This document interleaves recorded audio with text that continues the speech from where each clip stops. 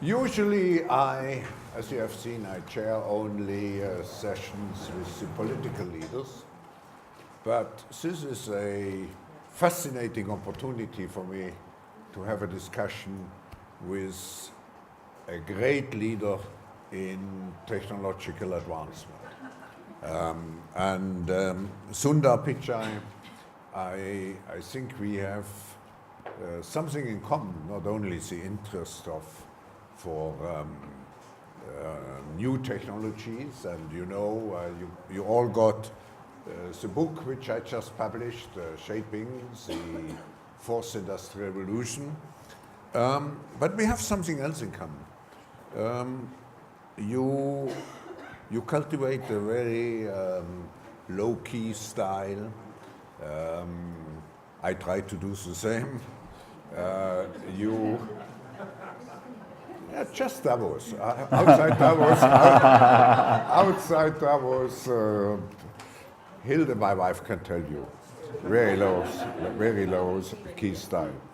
But your journey has really been a remarkable one. I mean, you came from relatively modest origins in India. You studied in India. You are an engineer, as I am. But then you added business school. You entered Google. And you are one of those unbelievable success stories. I mean, which also Silicon Valley provides. Now you are at the top of a company which I have, maybe I should tell you a story. I was visiting a prime minister, I will not tell you who, and he told me there are only 5 real global powers around in the world. And he mentioned 3 countries, I will not tell you which ones, and then he mentioned Google. And so that's the context. And what I would like to ask you first is stepping into the role of leading such an important, I would add maybe also impactful company, life-changing company in many ways. You took over from the founder, Larry Page. Quite big shoes to fill. And since then, you have announced a major conceptual shift for the company from moving from mobile first to artificial intelligence first. And change is never easy. So what have you learned since you became the CEO? Well, first of all, it's very exciting to be here, and thank you for doing this. When I stepped into the role 2 years ago, one of the things that struck me was the core mission of Google in some ways is a timeless mission. We undertook this journey to organize the world's information, and if anything, today people deal with more information than ever before.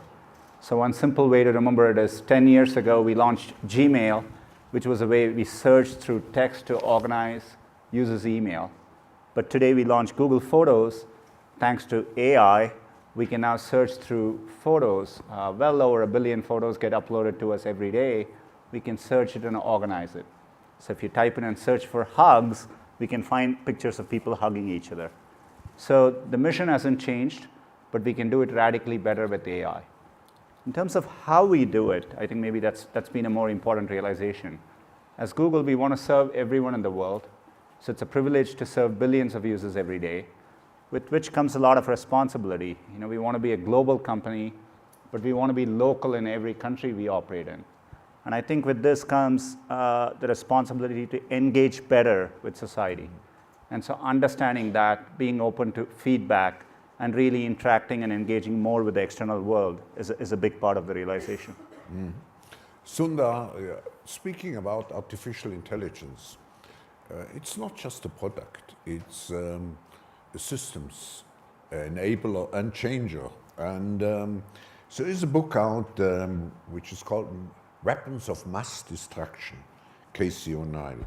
And she talks about how big data increases inequality and threatens, at the end, democracy, and that algorithm can perpetuate bias or injustice. How do you respond to it? You have a special responsibility. You must have a response to this question.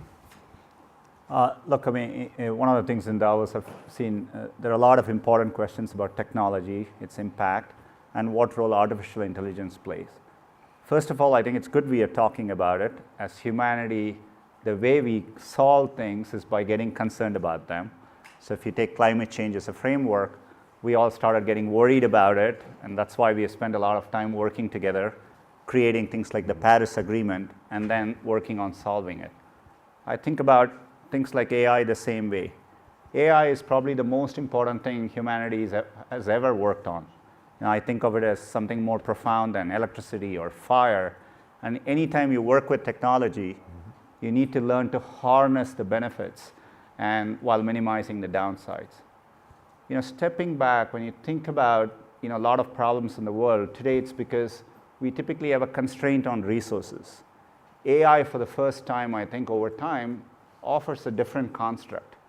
Things which are constrained and look like a zero-sum game today may not be so in the future. Take education, for example. It's really difficult to educate people in a cost-effective way. AI may fundamentally change that equation. It may make it possible for us to have clean, cheap, renewable energy for the future. So I think a lot of things will play out in more positive ways than people think. But the risks are important, and I think the way we solve it is we think ahead, we worry about it, we do things like be upfront, have ethical charters, think about AI safety from day one, be very transparent and open in how we pursue progress there, and figure out global frameworks by which we can engage. Just like Paris Agreement and climate change, using forums like this, I think we bring people together to engage on the hard questions, and I think answers will emerge. But I think it's important to be positive about it, especially in the West. I think, I still today have a wonder for technology. Growing up, I didn't have a phone for a while, telephone, we waited 5 years, we got a telephone, it fundamentally changed our life. People came to our home to make phone calls. I still remember the joys of technology, and I think that'll be true for AI. So it's important for us to explain that and bring the world along with us. But what you describe is, let's say, AI creates or has a common good nature. But then you have AI plays a very important role in surveillance of efforts by governments. It is a key factor also in cybersecurity. How can you avoid that AI at the end leads us not into a totalitarian state? To me, the only way to solve some of these deeper issues is global multilateral frameworks. So to me, the kind of questions you're asking needs to involve G7, G20 discussions, and countries. We have to agree to demilitarize AI, and I think that's a common goal countries should work towards. There's no other way to solve it. One of the good things about it is AI is kind of an equalizer. So I think over time people will realize it's tough to weaponize it because everyone will have the same ability back. And I think that gives a framework for us to think about. So you need a global stand down, global consensus not to use it for military purposes. Going to be very hard, but I think is the kind of framework we all need to work towards, and that's the only way out of it, I think. Let me turn to big data. And I saw in an interview last year you spoke about, and I quote you, "The data belongs to the user. We are stewards of it." That was, of course, in response to concerns about Google's extensive reach over personal and consumer data. Also, Mrs. Merkel, in her speech this afternoon, spoke about the question, who actually owns the data? Now, At the moment, it seems the data are owned by the big companies like yours. Should we trust the big tech companies, or is there any kind of self-regulation? Yeah, I mean, it's an important question. I think today we always think we operate under the framework that users use Google because they trust us, and it's something easy to lose if you're not good stewards of it. So we work hard to earn that trust every day. You know, one of the biggest concerns with data, as you saw through last year, is security of data. You know, so for example, when you use Gmail, we work hard to make sure we keep your email safe from all kinds of attacks that's possible. And I think that's the framework by which we operate. But I always think data belongs to the user. And as companies, we are only stewards of it. You know, we work hard on making data portable. Tomorrow, if you want to use some other service other than Gmail, we actually make it very easy for you to take all your data out of Gmail and go use something else. I think that's an important framework to have. AI will actually make some of this easier. I think AI will allow us to put the user more at the center and build trust systems around it too. So, but I think what you're asking has got to be the foundation for it. I don't think any single company should own these things, or that's not the contract we can have with the world. That's a very important statement, I would say, and not necessarily what the public always feels. The public feel the data is in the hands of the big companies, and they do whatever they want to do with it. You know, I think then they won't use this again, and so you know, it's something. And increasingly, when you take areas like health, if you really want to do good stuff in the world, you know, data security and trust are the pillars of it. So we have to be very careful. I may ask you a relatively concrete question. Google has a global share of more than 80% in internet searches conducted over PCs or smartphones. And in June last year, I think it was June last year, the European Commission fined you, if I'm correct, $2.4 billion or euros for breaching antitrust rules in the shopping search service. What are the specific responsibilities of corporations in the technology sector who have acquired a quasi-monopolistic position? And of course, underlying here is also the question, how do we create a tax system which, let's say, fits this new type of companies? Yeah. Two questions in that. And you know, the first thing, you know, when you operate a large platform and scale, we try hard to make decisions by putting the user first. You know, large platforms can be disruptive. So even when you put the user first and make a decision, there are going to be winners and losers, right? And I think that has an impact on us. But from our standpoint, you know, we are pretty determined to stay focused on the user, and we're very confident, you know, products we do benefits the users, including users in Europe, and that's the conversation we have with the European Commission as well. Tax is a great question. You know, as a company, you know, we pay, if you look at over the last 5 years, close to 20% in tax. We are happy to pay a higher amount, whatever the world agrees on is the right framework. So it's not an issue of the amount of tax we pay, as much as how you divide it amongst the various countries. The way we are approaching it, I said earlier, I want Google to be a global company, yet local in every country. Today, tax system works based on the R&D you create. This is why we are actually investing and adding engineers globally.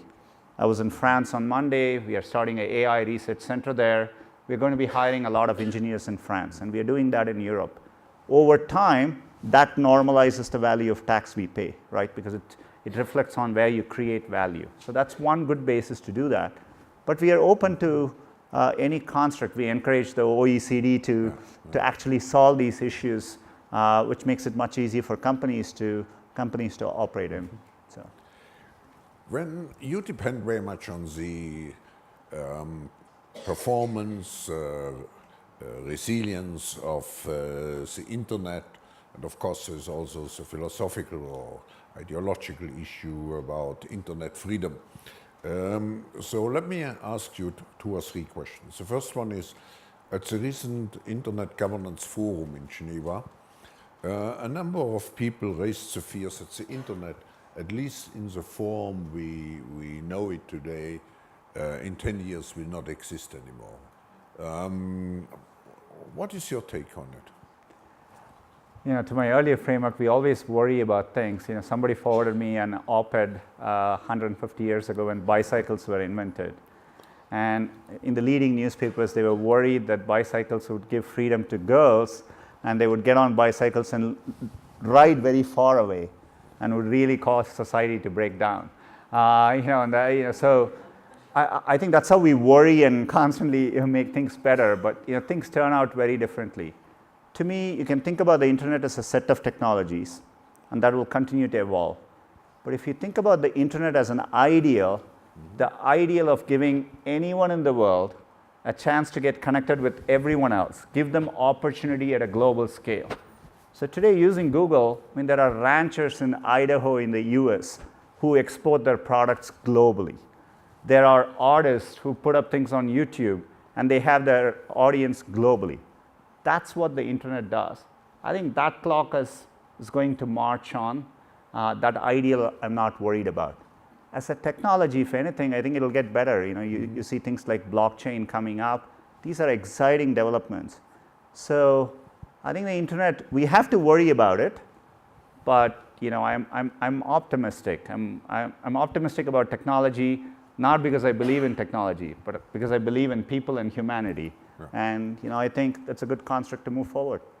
It's also one of the, let's say, key objectives of the World Economic Forum now with its new Center for Cybersecurity.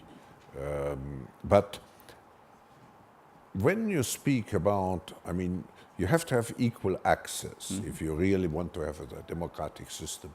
But now the recent decision by the US administration to allow a two-speed internet, isn't that already the demise of this democratic concept?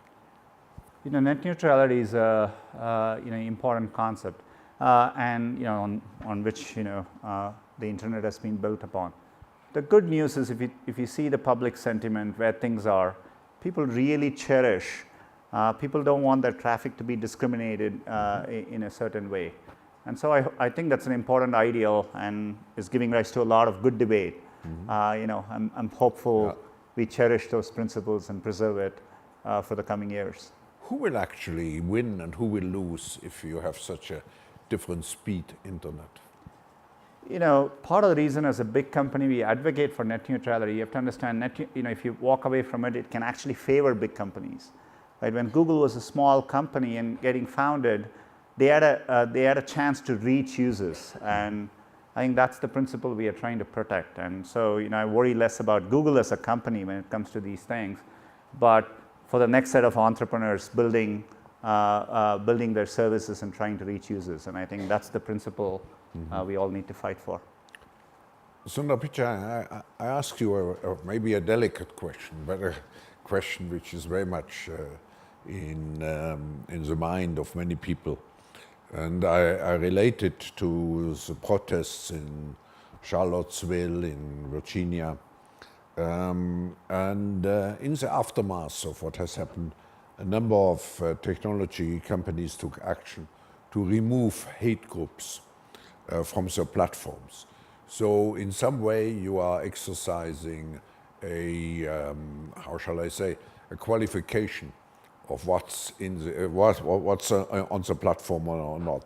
And this leads to the question, should digital platforms be able to unilaterally decide what content is acceptable and not acceptable? I don't think that's the right outcome. And as a digital platform, we feel like we are on the cutting edge of the issues which society is grappling with at any given time. Where do you draw the line of freedom of speech and so on? The way we approach these things, so for example, over the last year, we've made tremendous progress in how do you deal with violent extremism. The way we did it is by engaging many NGOs, counterterrorism organization, nonprofits, and they guide us on where to draw the line, right? So that kind of gives you a framework as to how to think about it. Sometimes the government helps us by giving clearer laws, and sometimes that gives you a clearer framework. But I think it's the function of a democratic society to decide where to draw the lines. I don't think it should be in the purview of any single company or companies to do that. So we have to figure out how to engage with society, get the input, and that's how we are trying to draw the line. So it's some kind of a self-regulatory mechanism which you aim at. We are doing this with the European Union and developing codes of conduct around hate speech, and we are doing that in a voluntary way, and I think that's a good So framework. you would feel what's the German legislation which came into practice, I think the 1st of January, goes too far, or? Well, look, I think these are, we believe in engaging with governments. They are trying to solve important problems, and we want to be a constructive partner. So there are many regulations in which we work together, be it GDPR or be it even right to be forgotten, etc. So we are always working together to find the right place to be in. I think that's the way we approach it. When you look at Google's history the last months and preparing for this session, and I come back to the leadership issue we touched upon at the beginning. There was a former employee, James Damore, I think, who wrote a memo criticizing the diversity initiatives within the company. And was there anything in the memo as you, as the CEO, took to heart? As a leader of 70,000 plus employees, what was your reaction? Look, as a company, we support freedom of speech, and we give a lot of platforms to do that. But you have to understand, in the context of a workplace, the representation of women in tech is very, very low. Technology products affect everyone in the world. So the only way you're going to do it better is by involving more women in the development of technology. I think it's a moral imperative to do that. And so clearly we want to create an environment which is more supportive for women, and it's personal to me, and I've personal experience. When I went to a technical college in India, my wife was there were 20 girls in a school of 400 people, and I saw firsthand how hard it is to function in an environment like that. So we're just trying to create an inclusive culture for all Googlers, and that's what the debate was about. I'm glad there was a public debate in which people, engaged on these topics better. But there's a larger debate, and when we listened yesterday to Prime Minister Trudeau, and I come back to in your company, you